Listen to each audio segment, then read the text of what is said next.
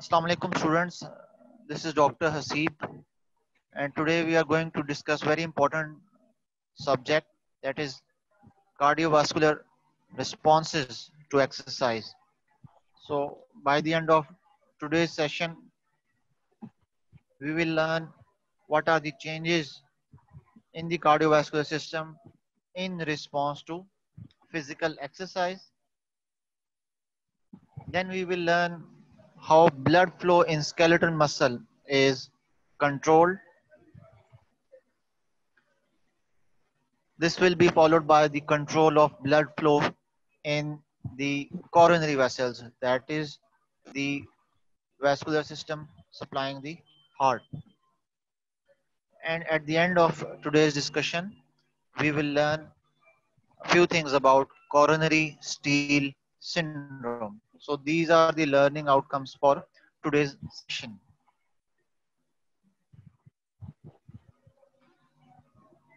Now, as we all know, during exercise, blood flow is directed away from the non-essential organs. So during exercise, the sympathetic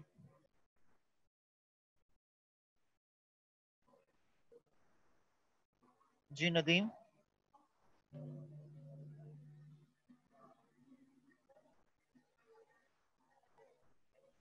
आवाज आ रही है आपको जी आवाज आ रही है आपको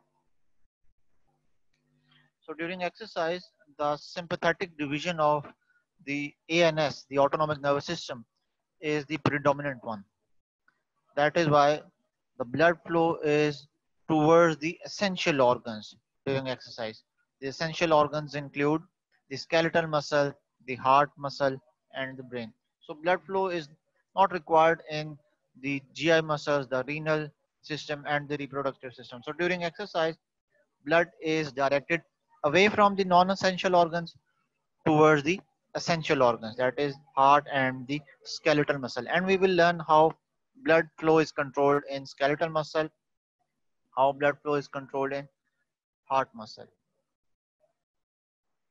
Now this flow chart depicts the control of cardiovascular system during exercise, or you can say how cardiovascular system responds to exercise. So there are two types of responses during exercise. One performed by the central nervous system, known as the central command. The other is the local command or the local responses. By the central command, we mean the response of the central nervous system to exercise. And the sympathetic division of the ANS is the dominant one as far as the exercise is concerned. So during exercise, the sympathetic division is stimulated. Moreover, there is slight inhibition of the parasympathetic division. So as we have discussed that the sympathetic stimulation has excitatory effect on the cardiac muscle. So we have discussed this yesterday as well. Sympathetic stimulation will increase all the cardiac activities. By all the cardiac activities, we mean the heart rate, the stroke volume, the force of contraction of heart, and eventually the cardiac output. So all these parameters will be increased, and this increase in cardiac activity is in response to sympathetic stimulation during exercise. So as we all know, cardiac output is the product of stroke volume and heart rate. Since there is increase in both these parameters, stroke volume and heart rate, so the eventual outcome is increase in the cardiac output during exercise. Since the parasympathetic is inhibited, so inhibition of the parasympathetic division will further increase the cardiac output. Since sympathetic and parasympathetic stimulation they have opposite effects on heart, so stimulation of sympathetic and inhibition of parasympathetic will cause excitatory effects on cardiac muscle. Moreover, there is constriction of the blood vessels. So sympathetic stimulation will cause vascular constriction or vasoconstriction. By vasoconstriction, we are referring to constriction of the blood vessels that includes the arteries plus the veins and venules. So constriction of both the arteries and veins will take place in response to sympathetic stimulation. Due to this vasoconstriction, especially venoconstriction, the venous return will increase and the blood flow to the skeletal muscle will be increased as well. So these are the effects of sympathetic stimulation on the blood flow to the skeletal muscle during exercise. And this is the central command or the control by the central nervous system. Then there are some local factors that also play their part during exercise. So when we perform physical activity, when we perform strenuous exercises, certain local metabolites are released by the skeletal muscle. And these local metabolites, especially adenosine, they cause vasodilation or vasodilatation. So adenosine is one of the local vasodilating agent which is released by the skeletal muscle during the exercise.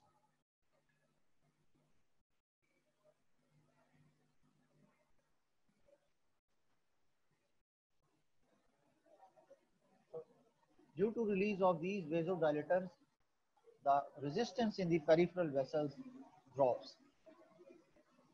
Adenosine is responsible for decrease in the total peripheral resistance, that is PPR. And we have already discussed that there is inverse relationship between PPR and rate of blood flow.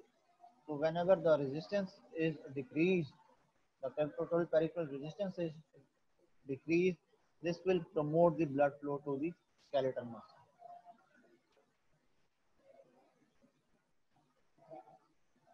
So these are the cardiovascular responses to exercise.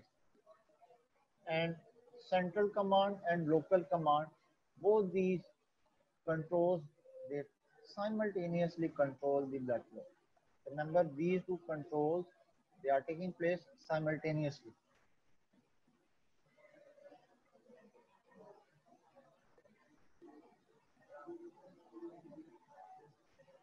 Now, these are few of the parameters, and you can see how these parameters, they either increase or decrease during exercise. First, we look at the heart rate. So what happens to the heart rate during exercise? The heart rate is increased. Moreover, there is increase in the stroke volume. That is the volume or the quantity of blood pumped by the heart per stroke, per beat. Approximately 70 milliliters in adult males. And the product of heart rate and stroke volume is your cardiac output. And increase in heart rate and stroke volume will eventually cause increase in the cardiac output as well.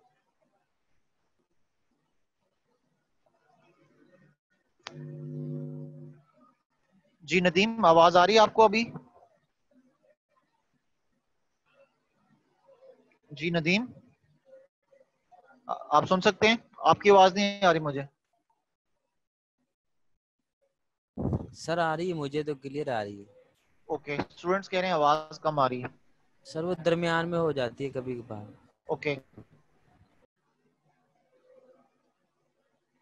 so increase in heart rate and stroke volume will eventually increase the cardiac output.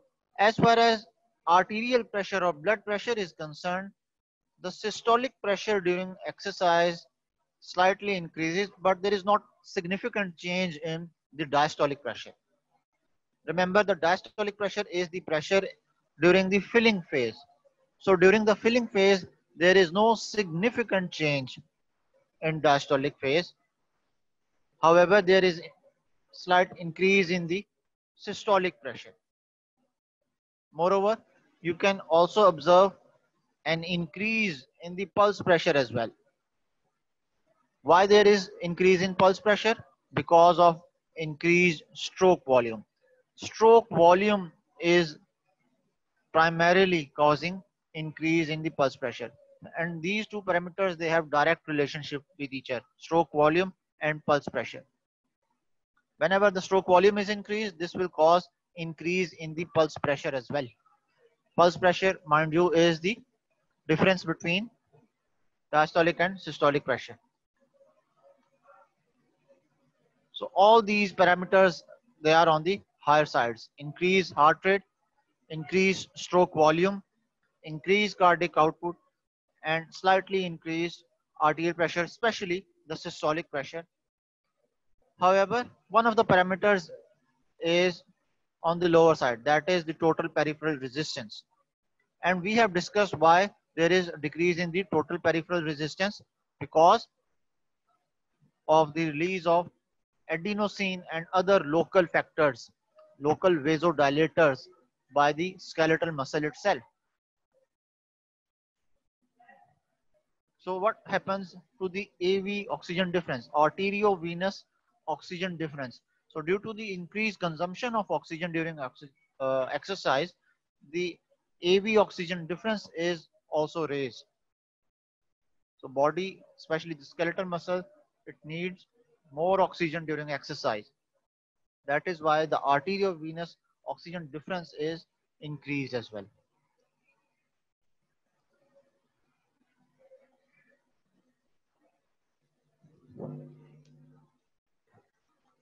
Now this is the tabulated form of the same description that we have discussed. You can see cardiovascular changes, different parameters are given on your left hand side. We have discussed the effect on the heart rate. We have discussed the effect on the stroke volume. Both heart rate and stroke volume are increased. Hence, we see increase in cardiac output. Cardiac output is directly proportional to venous return. So, venous return and cardiac output both are increased. So, direct relationship is there according to the Frank-Starling's law. If we talk about the rate of blood flow or the blood flow to the different organs of the body during exercise, the blood flow to the skin is increased, the blood flow to the heart is increased, the blood flow to the skeletal muscles is increased. However, the blood flow to the unwanted regions like the GI tract, the renal system, and the reproductive system, the blood flow is reduced because during exercise, more oxygen is required in the skeletal muscles. More physical activity is being performed by the skeletal muscles. Hence, the blood flow is directed from the non-essential organs towards the essential organs, right? So this is the tabulated form of the same thing.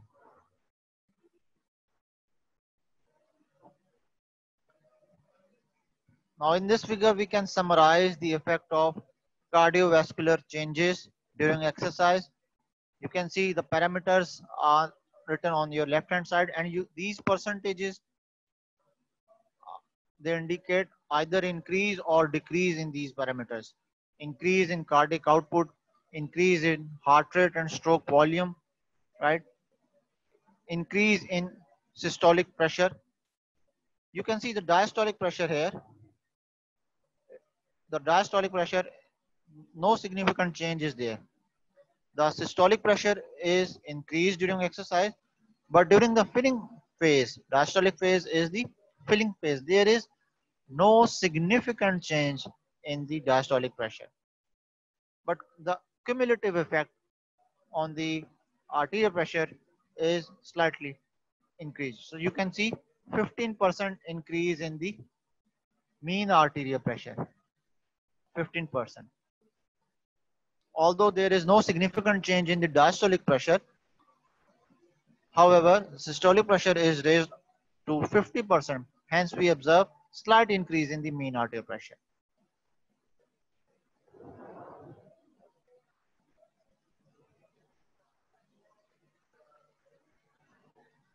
Now, if we talk about the blood flow through the skeletal muscles, at rest, the blood flow to the skeletal muscle is at the rate of 3 to 4 milliliters per minute per 100 grams. So you remember the unit, 3 to 4 milliliters per minute per 100 gram of muscle. This is, mind you, at rest. But during extreme exercise, this may increase from 3 to 4 milliliter per minute to 100 or sometimes to 200. So you can see massive increase in the rate of blood flow. From 3 to 4, it can rise to 100 or sometimes 200 milliliter per minute per 100 gram of muscle. So this is almost 50 time increase, 20 to 50 time increase in the rate of blood flow. Because during exercise, the skeletal muscle, they demand extra oxygen to perform their activity. And in some athletes, the blood flow may go as high as 400 milliliter per minute per 100 gram of muscle in some of the high endurance trained athletes. So you have to memorize these values, especially the value during resting state.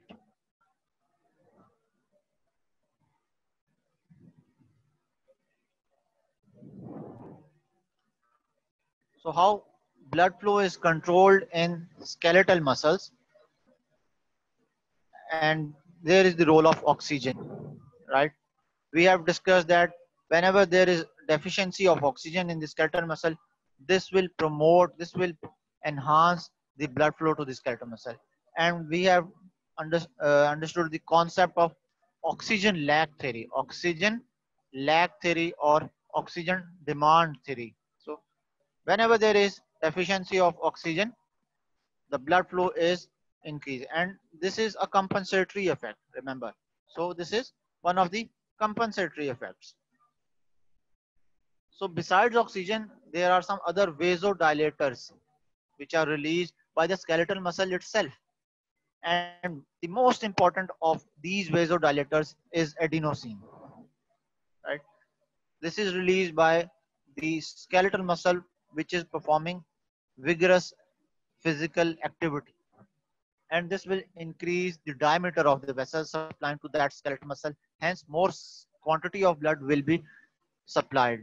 So besides adenosine, there are some other vasodilators, and these vasodilators include potassium ions and ATP, adenosine triphosphate, lactic acid is another one, and carbon dioxide itself is one of the vasodilators. All these factors, they contribute to increase the capillary blood flow, right?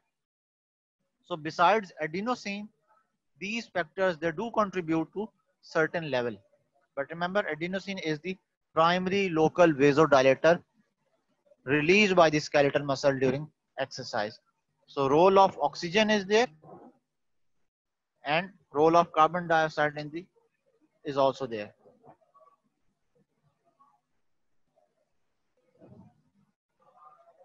So you must have read in your anatomy classes the blood supply of the heart or the coronary supply, coronary vessels.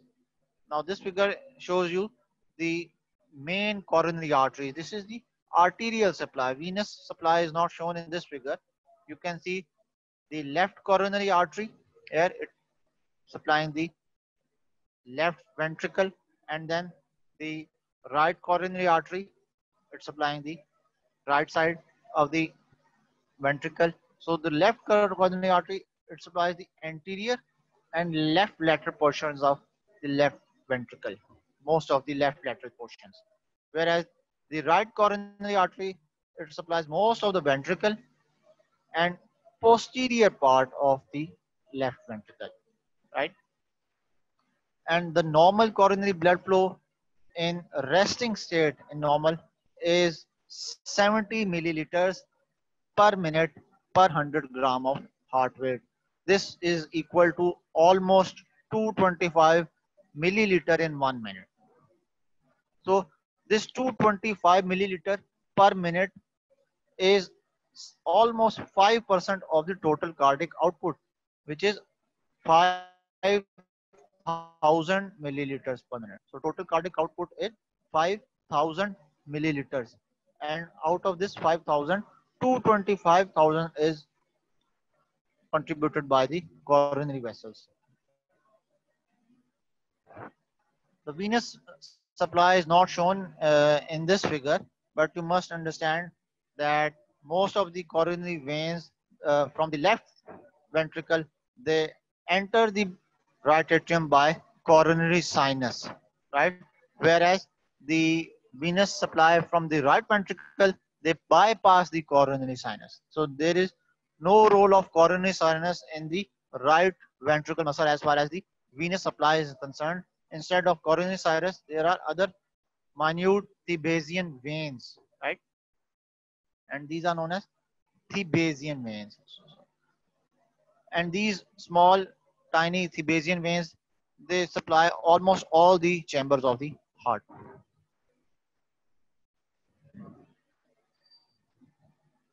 So this is the coronary supply.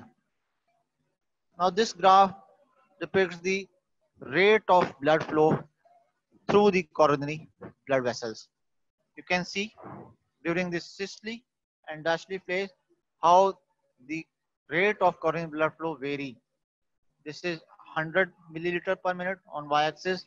This is 200 and 300.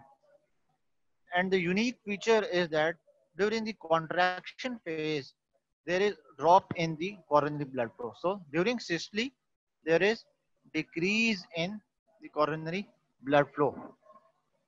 And during diastole, there is increase in the coronary blood flow. Now this is very unique feature.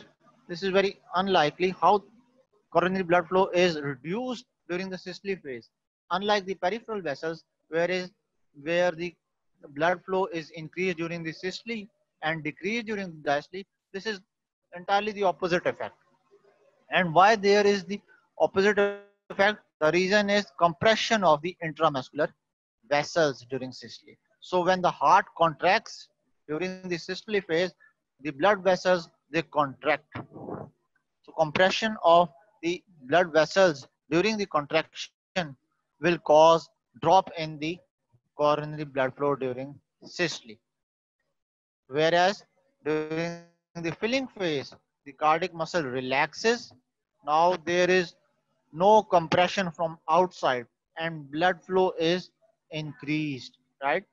So this is opposite if we compare it with the peripheral vessels. The blood flow in the coronary vessels is slightly different.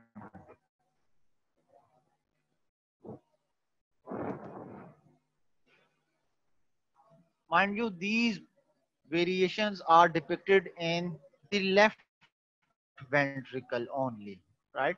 Because the left side, the left ventricle of the heart is the pumping chamber of the heart. If we show the graph of the right ventricle, there is no significant inverse change in the right side, right? In contrast to that in the left side. So if we compare the right ventricle graph, there will be no opposite effect if we compare it with the left one. So remember, this graph depicts the rate of blood flow in the left ventricle only, not in the right ventricle. This is the unique feature of left ventricle blood flow during systole and diastole.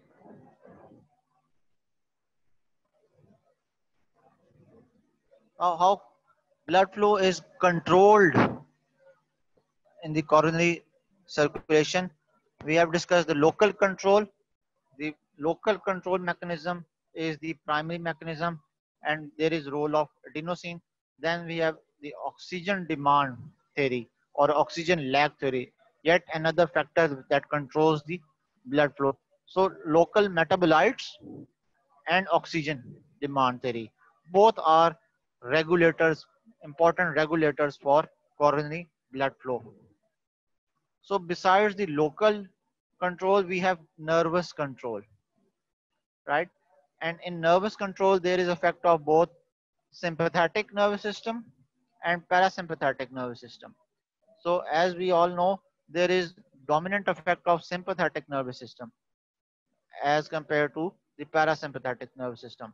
So if we talk about the effects of sympathetic stimulation on heart, this will give you excitatory response.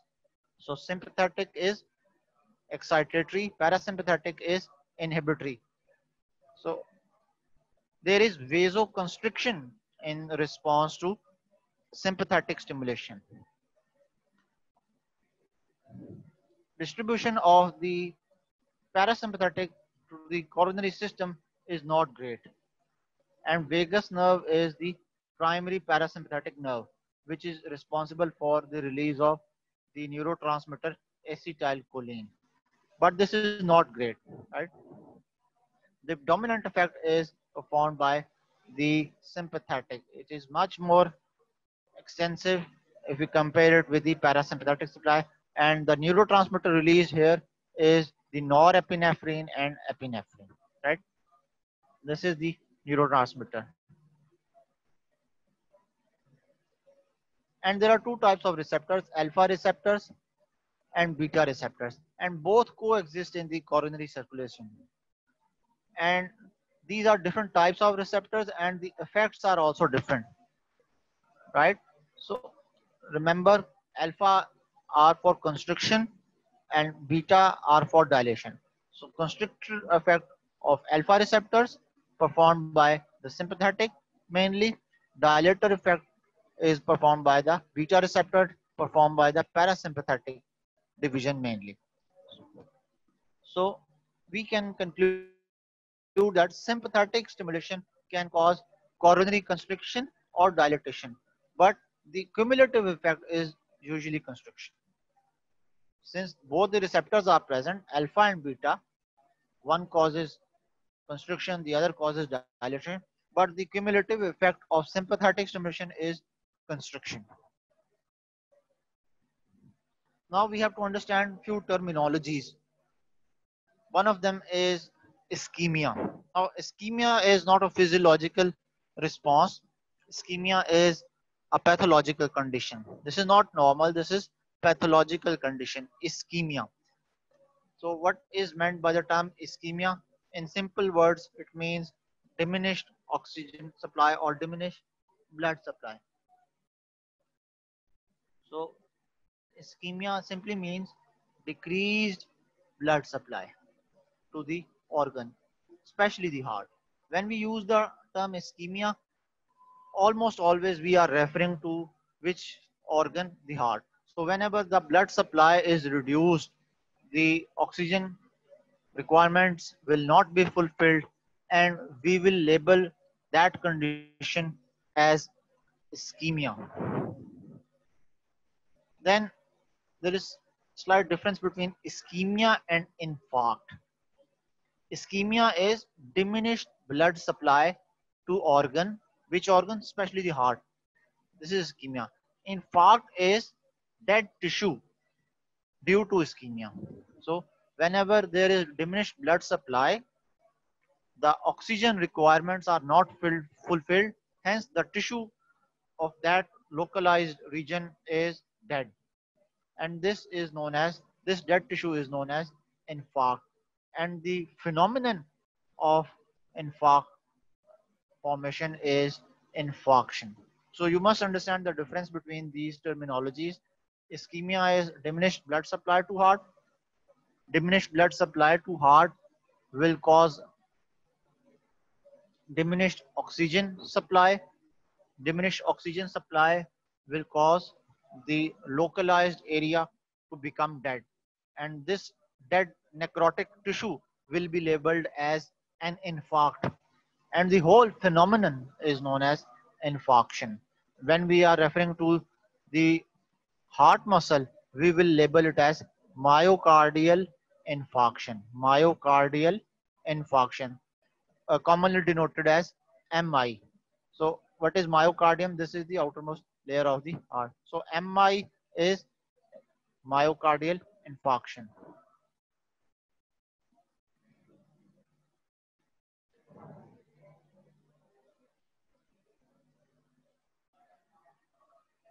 And The most common causes of ischemia is atherosclerosis. Now, what is atherosclerosis? Atherosclerosis is formation of atheromas. Now, what are atheromas? Anyone? Atheromas are plaque formation within the blood vessels, and these plaques are lipid plaques due to fatty content in the blood. The blood flow is compromised, and these multiple plaques are being formed within the blood vessels, and these plaques are known as atheromas. And formation of these multiple atheromas is known as atherosclerosis. Whenever there is formation of atherosclerosis, this will cause compromised blood flow. Hence, the oxygen requirements will not be fulfilled, and this is known as ischemic heart disease. The other cause is acute coronary occlusion. Whenever there is obstruction of the coronary vessels, this is sudden ischemia. If the major vessel supplying to the myocardium is blocked due to any atheroma, suddenly that area, localized region of the myocardium will become dead. And this is known as myocardial infarction. Now, what are the causes of death after acute coronary occlusion? So, there are different causes. One of the causes is decrease in the cardiac output. Whenever the coronary vessel is occluded, this will cause drop in the cardiac output. What is cardiac output? The amount or the volume of blood pumped by the heart in 1 minute. If one of the major vessels is being occluded, obviously it will compromise the volume of blood which is being ejected by the left ventricle in 1 minute. And 5 liters per minute is the minimum requirement for healthy adult males. So if this requirement is not fulfilled, this may cause death. So decrease in the cardiac output is one of the causes, in fact, the most common cause of death. The other cause includes the pooling up of blood in the pulmonary vessels. So the blood vessels supplying to the heart are the pulmonary vessels. Remember, the blood from the right ventricle is ejected into the pulmonary artery. And we have discussed the pressure inside the pulmonary artery is the afterload for the right ventricle, right? So sometimes during coronary occlusion, there is pooling up of blood in the pulmonary circulation, and this is known as pulmonary edema. So another cause of death is pulmonary edema. The third is arrhythmias of the heart. Whenever the rhythm is lost, this may cause death, because heart not only beats at the rate of 72 beats per minute, but it also beats at a certain rhythm. So there's a rhythm to it, and one of the uh, arrhythmias is fibrillation of the heart. We will discuss the cardiac abnormalities. What is atrial fibrillation? What is ventricular fibrillation? So either of these conditions, atrial or ventricular fibrillation, they may lead to death. And sometimes there is a rupture of the whole cardiac muscle, and this is a severe condition, a very fatal one. Rupture of the heart. When the heart is ruptured, when the myocardium is ruptured, obviously the cardiac output will suddenly drop and the patient will suddenly die. So these are the 4 most important causes of death during acute coronary occlusion. These are acute causes.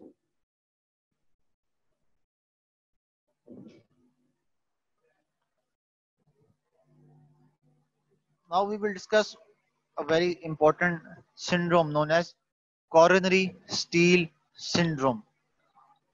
And obviously, as the name indicates, coronary steal syndrome is related to the coronary vessels, right? The vessels, the arteries, the veins supplying the cardiac muscle. So, what is coronary steal syndrome? We have to understand the concept. We have to understand the value of rest in treating MI. The degree of death is determined by the degree of ischemia and workload on heart. greater the ischemia and greater the workload, greater will be the chance of death or MI. So sometimes whenever there is ischemia or whenever there is excessive workload on heart, especially during strenuous exercise, during emotional strain, or sometimes after fatigue, under these circumstances, the cardiac muscle then it needs extra oxygen, right? Because it is compromised during exercise, it needs extra oxygen. During fatigue, it also needs extra oxygen. So under these circumstances, if there is anastomotic blood vessels to the ischemic area and the heart continues to work excessively, so what happens sometimes the heart becomes excessively active and the blood vessels they start dilating. So this dilation of blood vessels will direct the blood flow into the coronary vessels of the normal muscle tissue. Remember, the blood is being directed to the normal and the ischemic area is left behind, right? The deficient part where more oxygen is required is left behind. So blood is directed to normal muscle tissue. The important area, ischemic region of the heart where extra oxygen is required is left behind, and the condition, the ischemia worsens, and such situation is labeled as coronary steal syndrome. So if there is ischemia due to deficiency of blood supply and blood vessel dilatation takes place, which causes the blood flow towards the normal muscle, cardiac muscle. This will compromise the ischemic region further and the condition will aggravate drastically. So blood is directed from the ischemic region towards the normal tissue area. So this is coronary steal syndrome, a very important condition. Another condition is angina pectoris. Remember, angina pectoris is different than myocardial infarction. Myocardial infarction or MI is formation of multiple infarcts. What are infarcts? We have discussed. Infarcts are the dead necrotic tissue. And why these infarcts are formed? These infarcts are the sequelae to the ischemic response. So ischemia will lead to infarct. Formation of multiple infarcts will cause myocardial infarction. Angina pectoris is cardiac pain in the pectoral region. And there are two types of angina, stable angina and unstable angina. By stable angina, we mean when the person is not performing any activity, he is stable, there is no symptom, right? This is also known as effort angina, sometimes known as effort angina, stable angina or effort angina. So the condition will worsen or precipitated by some activity. For example, when the patient starts running or jogging or performing any vigorous exercise, only then the symptoms will appear. And the symptoms are non-existent. They are not present at rest. So the symptoms appear during activity and they disappear during rest. So since the symptoms are not present at rest and the patient is stable at rest, so we will call such type of angina as stable angina. And the other type is unstable angina. Unstable angina is which occurs even at rest, right? So this is serious condition. This is more frequent. Uh, this is a serious condition, and the attacks are also more frequent. Not only the frequency is increased, but the intensity is on the higher side as well. So there are two types of angina: stable angina and unstable angina. Stable angina is during effort, and unstable angina is present even at rest. So this is the difference between the two types of cardiac pain known as angina pectoris.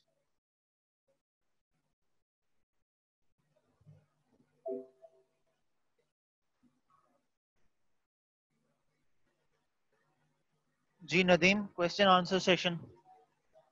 Question answer session.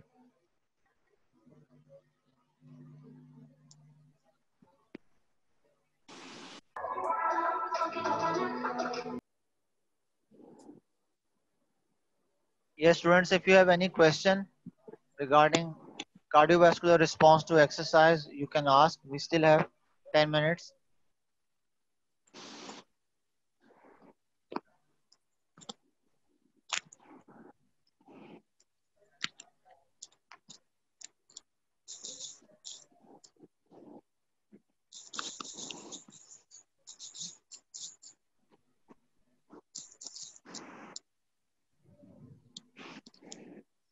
Okay, coronary steal syndrome. So we will repeat that.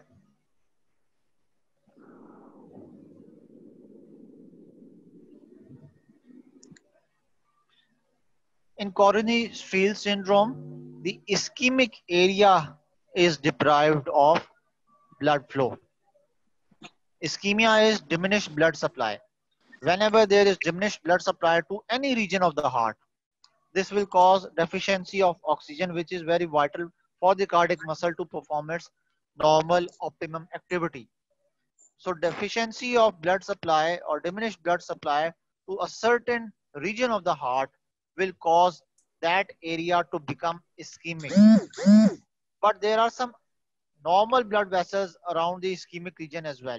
So during coronary steal syndrome, the blood is directed from the ischemic region towards the normal tissue, right?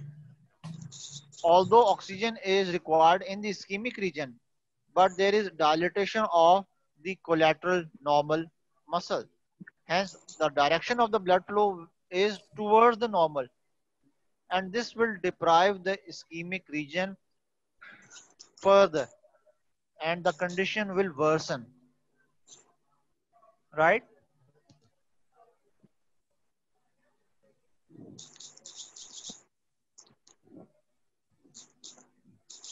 Yes, any other question?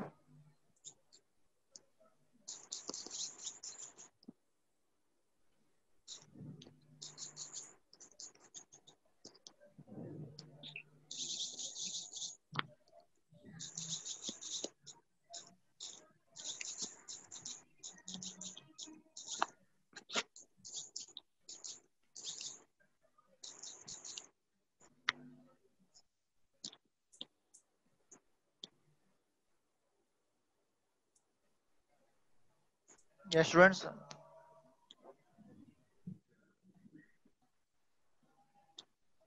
please do not waste this opportunity. This is the time you can clear your concepts.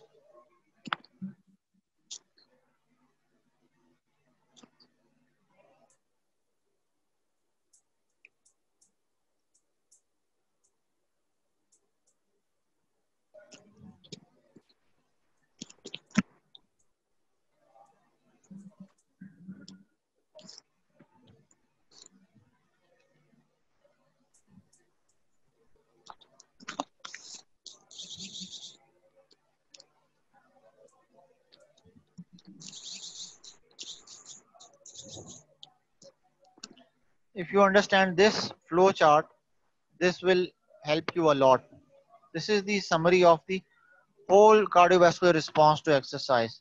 If there is any query, you can ask now, or we can revise this flow chart. ये वाला समझा दें दोबारा.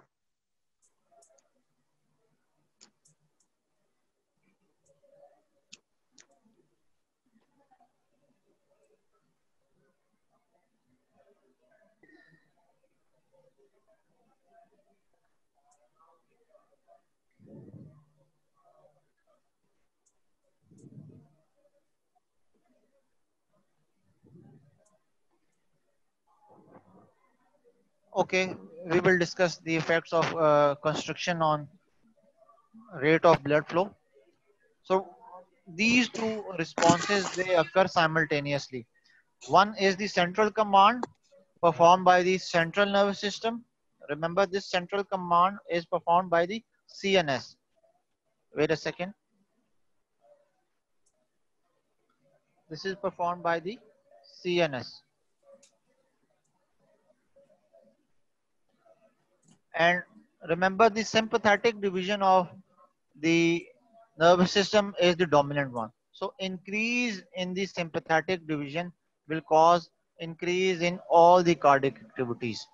We have discussed the role of sympathetic stimulation. Sympathetic stimulation will increase all the cardiac activities. The contraction of the heart, the conduction of velocity of the heart, the force of contraction of the heart, the stroke volume of the heart, the cardiac output of the heart, and the parasympathetic has the opposite effect. But the dominant role is performed by the sympathetic nervous system. Moreover, there is vasoconstriction, constriction of not only the arterioles but also the veins. So this will increase the blood flow to the skeletal muscles. Whenever there is constriction, the venous return will increase and the blood will be directed to the skeletal muscle. This is the command by the central nervous system. The other is performed by the local vasodilators. Local vasodilators include adenosine. Now, adenosine is released by the skeletal muscle during exercise or any physical activity. There are other local vasodilators besides adenosine. We have discussed the role of potassium. We have discussed the role of carbon dioxide, and we have discussed the role of lactic acid as well. So these local vasodilators are released by the skeletal muscle itself, and these will increase the caliber of the vessels, especially the arterioles. Whenever there is increase in the caliber of the arterioles, this will drop the resistance. So on one side there is constriction, on the other side there is dilatation, right? So constriction of the peripheral veins is pumping the blood towards the heart, and dilatation of the arterioles of the skeletal muscle. So constriction and dilatation of blood vessels are taking simultaneously, but the outcome is increase in the blood flow to the skeletal muscle.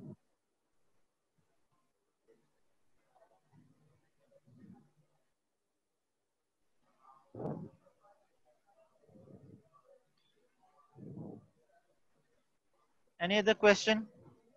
Please let me know.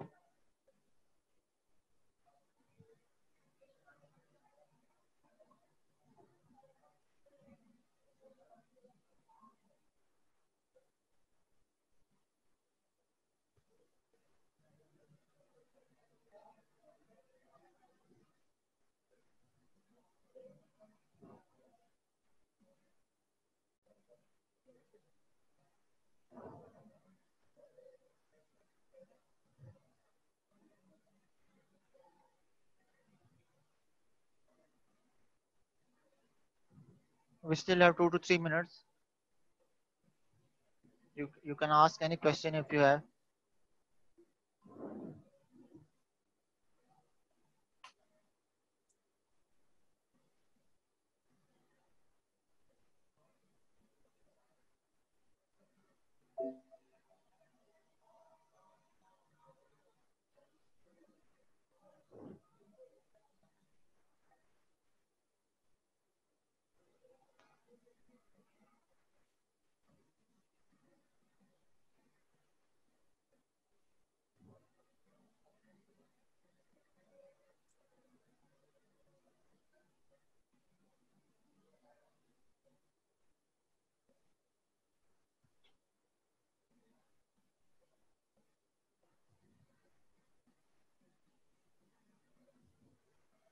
Okay, control of coronary blood flow.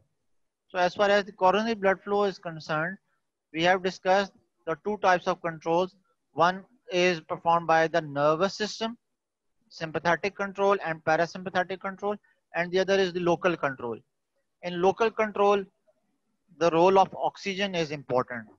Oxygen demand theory or oxygen lag theory. Whenever there is deficiency in oxygen content, this will cause vasodilation as a compensatory response, and blood flow will be compensated. Blood flow will be increased. This is the local control. This is the intrinsic mechanism. And the extrinsic mechanism is performed by the nervous system. And the two divisions are the sympathetic nervous system and the parasympathetic nervous system. And the dominant or the excitatory effect is performed by the sympathetic nervous system. And we have discussed that there are two types of receptors, alpha receptors and beta receptors, right? Alpha receptors and beta receptors. Alpha receptors are for constriction of vessels. Remember that alpha are for constriction and beta receptors are for dilation. So both these two receptors, they coexist in the coronary circulatory system. But the cumulative effect of sympathetic stimulation is vasoconstriction, right? This is the cumulative effect.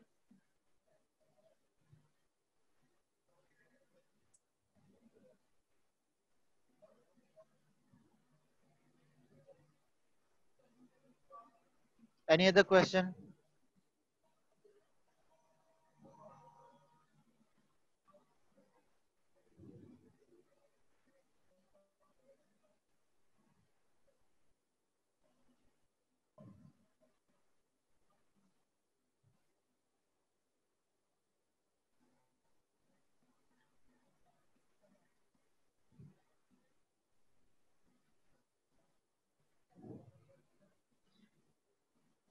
So you can see different parameters on the left side and the variation is being showed on the right side. These are the percentages and these parameters are either increased during exercise. This is the cardiovascular response to exercise. So what happens to the heart rate during exercise? The heart rate is increased, the stroke volume is increased and cardiac output is equal to heart rate multiplied by stroke volume. So increase in heart rate and increase in stroke volume will increase the cardiac output as well. Then the total peripheral resistance is decreased. So what happens to TPR? The TPR is almost dropped to 50% of its normal value. And this drop in TPR is due to local vasodilators.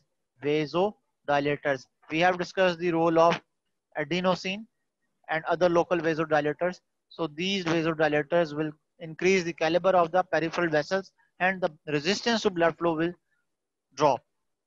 As far as the arterial pressure is concerned, the systolic pressure is significantly raised during exercise. This is a physiological response. However, during the filling phase, the diastole, there is no significant change in the pressure. And if we compare the mean arterial pressure, this will slightly increase because there is no significant change in the diastole, but significant increase in the systole. So there will be slight increase in the mean arterial pressure. And I hope you all understand the term mean arterial pressure. There are different formulae to express mean arterial pressure.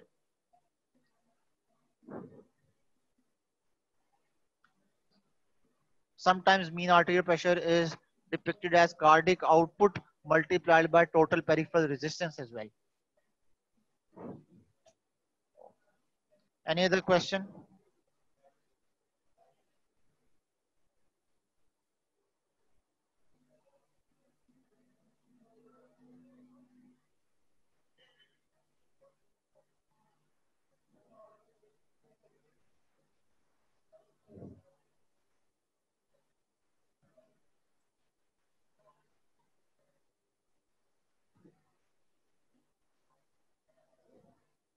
Yeah, we still have a minute or two. You can ask one more question, I think.